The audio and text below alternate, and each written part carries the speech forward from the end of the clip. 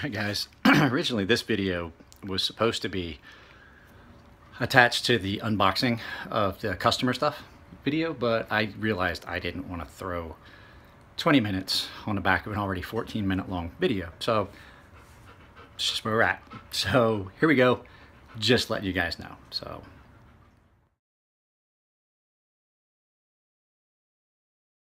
hey guys, so since that video didn't have a lot in way of content, because I mean basically it was just, you know, I got some stuff in the mail. It was cool stuff, and I do have to tell you there's something else cool afoot, and I'm gonna kind of tell you towards the end of the video what's gonna happen. I've got to do some stone maintenance, and then I have a couple of our friend Matt's knives. He has an old McHenry & Williams, oh wow, it just keeps doing it. McHenry & Williams D2 steel Benchmade that I'm supposed to sharpen. And then he also has one of the Osborne 940s that I do like, but it has a pretty significant chip, and we're gonna try and get that chip out for him. He's paying me for it. Matt's one of my Patreons. I do owe a shout out. I will probably shoot that towards the end of this. I'll go in and I'll pull up all the guys that did that Patreon here in the last couple months and all the names that I haven't hollered out at. So, so no, I had a couple requests for. I had a guy ask me, he's like, why don't you tell us how you got into doing this and all that? You know, he said, you know, you've seen the sharpening videos, but what made you decide to, mosquito right there, I put on mosquito spray. You know, what made you decide to do this and that, and how'd you get into sharpening in the first place? Well, I've kind of talked about it before.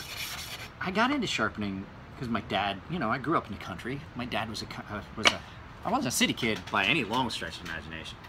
I always saw my dad sharpen knives. My dad had some of the, between my dad and my grandfather, had some of the scariest, sharpest knives that you'd ever want to have.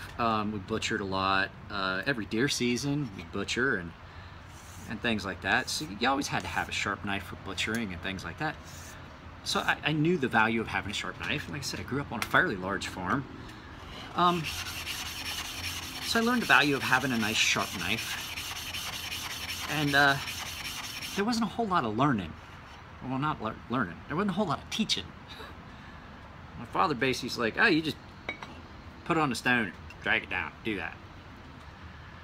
And so I was pretty much left to my own devices when it came to fucking up knives. My father, the only thing my father ever really took to teaching me was how to shoot. And you want to talk about a man that could shoot. Oh my God. But to sit down and try and teach somebody, and I get it. I get it. I don't think I could teach somebody to do what I do now. So this was in a time before stepping out of frame. Hi, ladies and germs. That was an interruption caused because my daughter called me from Japan. Let me see if I can't get this. It is very dark on this screen here, and I can't figure out why. So, at any rate, let's see if I can't lock in this autofocus. Oh, there we go. So anyway, what I was saying was, when I first started learning how to do this, this was back in a time before the internet and YouTube, and I mean, I'm sure there was internet. I didn't have access to it. I barely had access to indoor plumbing. And so, you know, there wasn't a lot of knowledge about different techniques in sharpening forthcoming. We had an old oil stone and we had some Arkansas stones and things like that. that belonged to, you know, the family and things, but you didn't get taught how to use them. It was just something you just started doing. And so I didn't know that there were different techniques and different types of stones and different types of stuff, and, you know, different types of steels out there that there's so many different things that go into this. And so I left, joined the military. I was 17 when I joined the military, and I left. I went, my first duty station was Chicago. I went for what they call A school, and, you know, I was a country boy there, and I had guys who said, "Hey, can you sharpen my knife? Can you sharpen my knife for me?" And I was, you know, I was the backwoods hillbilly boy, and people would bring stuff to me, and of course, you know, I'd do stuff, and I did stuff for free, because, you know, I didn't ever think that this would be something that I could do as a business. And so, this is an old one. This is actually sharpened well. This was back when Benchmade actually gave a crap about their customers and the product. So, you know, I did stuff for people, and then I progressed through it, and I wound up going to Japan, and I got into martial arts and things like that, and I got into some of the edged weapons and martial arts over there, and I started getting into some of the sword arts, and I got into something specifically called kenjutsu. And a lot of people are like, "Oh, you mean kendo?" I was like, no, people get this mixed up. What kenjutsu is the actual still live form of swordsmanship. And you use a live blade, you do what's called tameshigiri, which is actively cutting.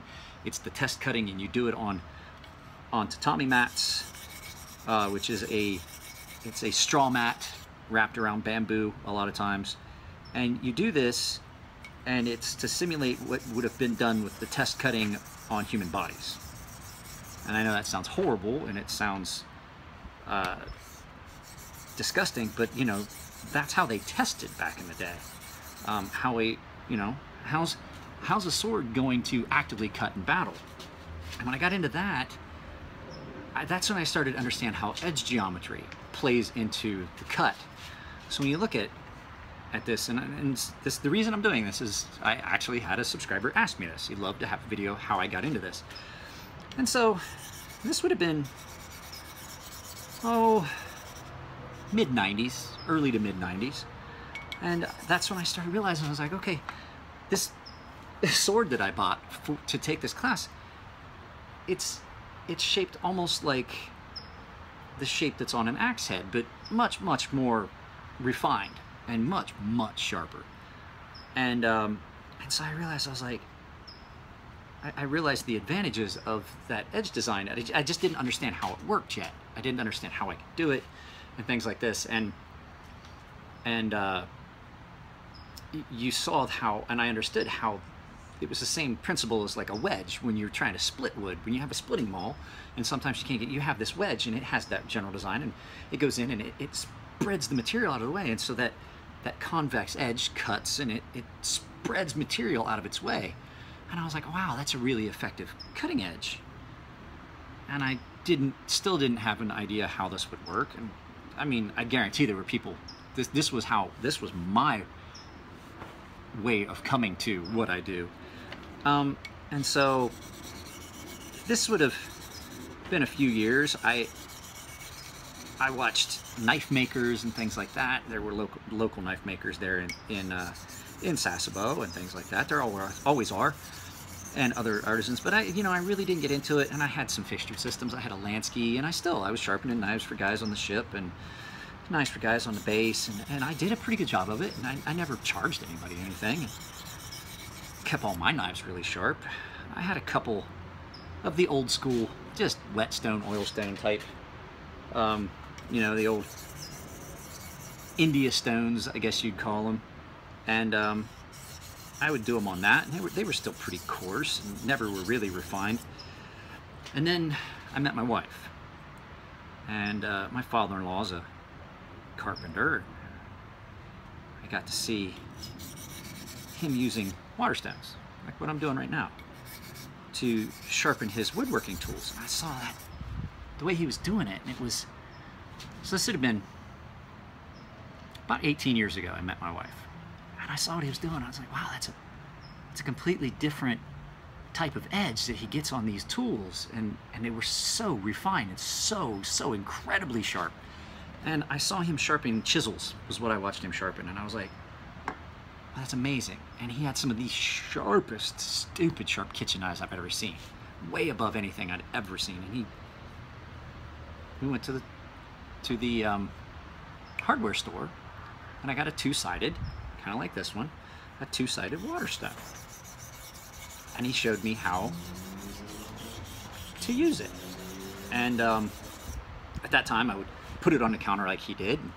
I would use it back and forth, just like I'm doing now. And but I wasn't getting what I was looking for, that convex edge. And this is, like I said, this is about 18 years ago. But you started being able to get on this internet thing. The internet was becoming a thing. And so I kept doing this, and I finally got, we transferred up to Yokosuka. I was kind of far away from my father-in-law, but I was still sharpening knives, and I was doing an okay job of it. But I noticed that there was something happening to these edges when I was doing freehand sharpening, where it was getting more to what I wanted. I just didn't know what was happening yet. And then there started to be these times where the places you could get on videos, and I started studying about Japanese swords, Japanese sword makers. And I never got into watching the Japanese sword makers as much as I got into watching the sword polishers. So if you guys don't know, you don't actually sharpen a Japanese sword. The sword geometry goes all the way from the back of the knife up to the front. And when you watch the guy, the sword maker, he makes it. The sword polisher is the guy that actually does and finds the beauty in that sword. He's the one that brings out the hamon, and he's the one that makes it sharp. And all the beauty that is in there, he has to go and dig for it and find it. And I found that fascinating. And I watched this motion he was doing on these stones, and he would sit in this incredibly uncomfortable position, and he was doing this motion where he was doing this half moon, and I was like, that's when it hit me. I was like, that's where it gets that shape. And I thought to myself, if I could do that on a stone. And then I remember my dad would do that with stones. He'd grab a small stone and he'd hold it in his hand. And I thought, if there's got to be a way that I could kind of duplicate that. And I never have told anybody this. I told Ken from Raging Jap Knives that this is kind of where the way I do my convex comes from. So what I did was I kind of went, and going forward, I kind of went back. And what I've done is, I've gotten to a point where I moved the knife just a tiny bit, and I screwed up a lot of cheap knives to do this. And what I've done is I found a way to duplicate what I saw sword polishers doing a little, in just so microfine, tiny, to get that little bit of convex. So if you guys ever do try to put one of my edges on a sharp maker, you're gonna be disappointed. You're gonna be like, this guy didn't do anything, it's hitting the shoulder. Well, that's because that entire edge, from the point where I started sharpening it down to the apex, it's just a little bit round all the way down. And I never have really said it in a video because it's not something I ever really, I tried to emulate things that I saw, and I came up with my own way to do it. And Ken and I were talking about it, and he kind of and then I had a guy that kind of asked the same question. And so Ken from Raging Jap Knives had asked the same question, and I was like, maybe I should put it out there. Maybe I should go ahead and say it. And it sounds kind of goofy and it sounds kind of silly, but it was moving forward. I saw something that somebody else was doing, and I saw the value in my dad just being out in the field and spitting on a stone and just going at it. And I realized that I could move just a little bit and have a little bit of freedom in that, and allow myself to get where I didn't realize I was getting where I was going with it. But yeah, that's kind of it. That's how it started. But it all goes back to my dad having some crazy sharp knives, my grandfather having some crazy sharp knives, and then me watching my father-in-law sharpen some chisels in the yard one day because he was doing a little project. You guys hang on a second. I will be right back. So, now I want you guys to understand, there definitely was a lot more to being taught by my father-in-law than I throw in there. He did show me how to use Waterstone, how to sharpen, things like that. But the technique that I use is 100% something that I have come to on my own. It's a bastardized way of doing things that really works well. Customers have liked it. I have only ever had a couple people that weren't happy with sharpening. I've sharpened a lot of knives. I've only ever had a couple people that weren't happy with it. And a lot of times it's, I have to say, not trying to downplay issues and things like that, but a lot of times it's a matter of the knife. It's not the sharpening, it's the knife. And a lot of times people will get a polished edge and not be happy with it. I made pizza. I was starving. A lot of times people will get a polished edge and not be happy with it because they think that's what they want, and then what they really want is about a 400 or 600 grit edge. So that's something to think about. The guys on the Knife Nuts podcast said that. I gotta keep this out of frame. I don't want to. I just cover it. You know, if it's a knife you're using, you might want to stick around. 600 grit, 400 grit. They said 400 grit. I'd say closer to 1,000. That's a good working edge. But a lot of my knives are probably around 5,000 grit, and then I hit them on my strops.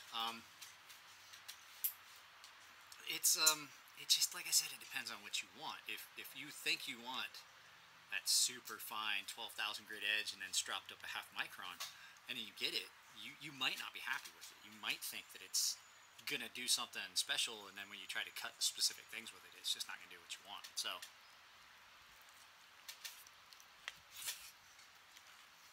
Sorry, I'm eating. I have to. I have so many things I gotta do. So when you guys do that, think about what you're doing with that edge. And if you're not sure, you can always ask me. You know, somebody ask me, like, let me know, hey, this is what I'm gonna be doing this knife. I'll give you recommendations. I got a few knives that I keep at around 600 grit. You know, I keep them around 600 grit because I know what I'm gonna use them for. That cold steel Warrenclyffe Toughlight, that thing's at, I think the thing's at 600, maybe 1,000 grit. That's a hog. It'll cut line. I mean, all my knives will cut line. I keep a toothier edge. Most of my knives that are the 20 CV, I take them to 5,000 grit at a max, maybe 3,000 grit, and then they look polished, but they still have the really toothy micro serration edge. So, you know, it's just something to think about. I want my customers to be happy. Business is picking up. I'd like to see it continue to pick up. If I could get 30 knives a week, I would almost be able to just do this full time. And that's not a lot, you know. There's a lot of customers out there.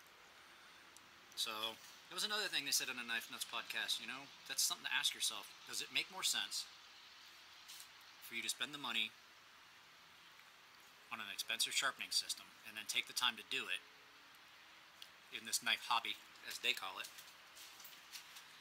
or pay someone to do it? You know, there's a lot of people that just would be willing to pay somebody to do it because sometimes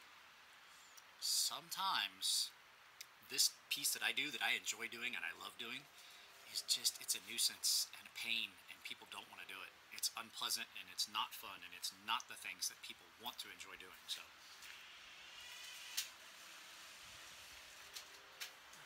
door is closing. That's creepy. So, yeah, a lot of times that if this is something that you're never going to enjoy, maybe you don't want to invest in that, you know, that $400 KME or that $310 Edge Pro or the $600, you know, Wicked Edge, because it's not going to be any more fun. It's going to be that tedious thing that you don't want to do. So just something to think about. So, all right, guys, that's going to be the end of this. I hadn't done one of these just sit down and kind of talk to you guys videos for a little while. I thought I'd do it. I do have a bunch of knives to sharpen. I still have stones to work on. And this bench made of mats is in worse condition than initially anticipated. It is uneven. I'm going to have to call him and ask him what he wants me to do. That's something that I get sometimes. A knife will initially look okay, and then you don't realize how uneven it is until you get to touching it to the stones. So we'll find out what he wants me to do with it. Guys, it's always a joy. I enjoy this, but I have things that I have to do. I've finished eating, and I have to get all these knives done because there are 7 more knives coming, and I still have 30 ferrum forged knives to do. So let's see how that works out. You guys are great, and take it easy, and I will see you next time.